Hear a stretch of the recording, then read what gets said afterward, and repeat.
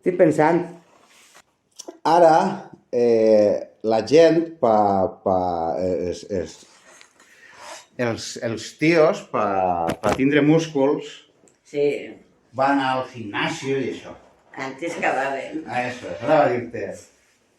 Tu a mi em vas dir una volta que això que es veuen ara dels xicons que van al gimnasio i ixen els músculs i els abdominals i tot això, que a tu, quan eres jove, això era el més normal del món. Claro, que era lo més normal.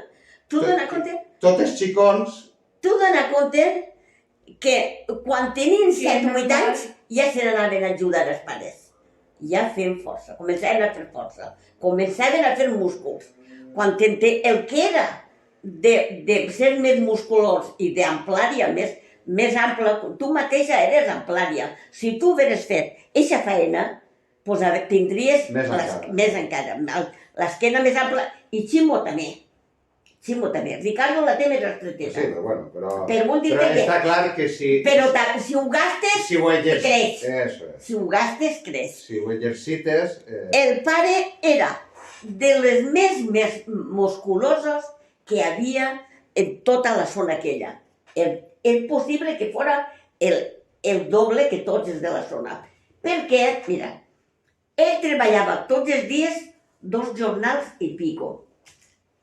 Que això què volia dir? Que estava en el ferrament a les mans tallant o carregant pes, no? I com era tots els dies, els músculs estaven ahí. Ahí estaven els músculs.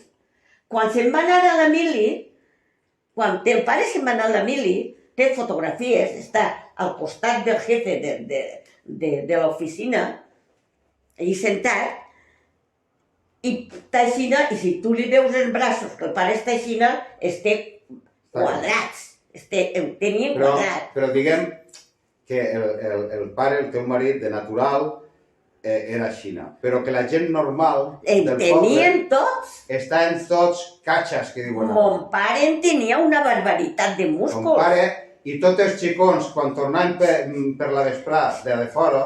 Claro. Mira, se n'anaven al trinquet. O al frontó. Això després d'estar tot el dia... Després d'estar tot el dia en el ferrament a les mans cavant, o en la serra Niña, o en l'estraleta. Que era faena de força.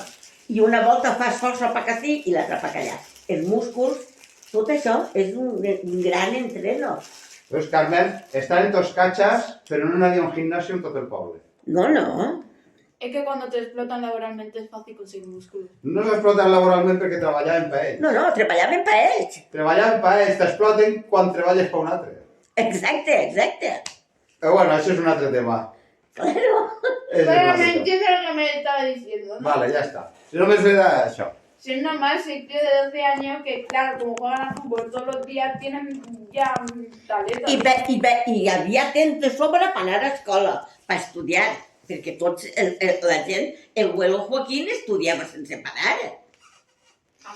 Això és una altra. El abuelo Joaquín... Això és una altra, molta gent es pensa que estudis no n'havien de cap. El que volia, el que tenia interès...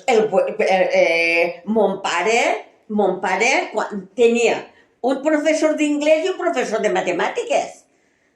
Mon pare quants anys tindria ara?